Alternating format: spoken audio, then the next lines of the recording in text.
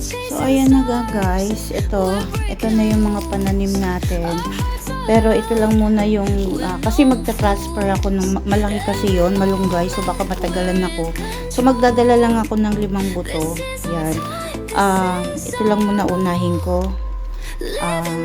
Kamatis, pechay, siling haba, spinach, and talong. Yan lang muna unahin ko.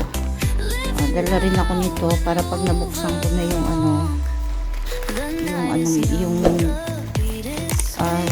seedling, may paglalagyan ako sa kanila. Ito, tsaka ito.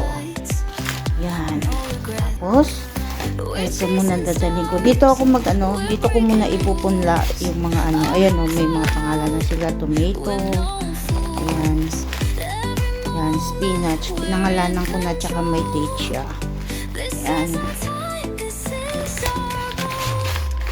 Tapos ito yung pagka-transferan ko ng malunggay. Okay?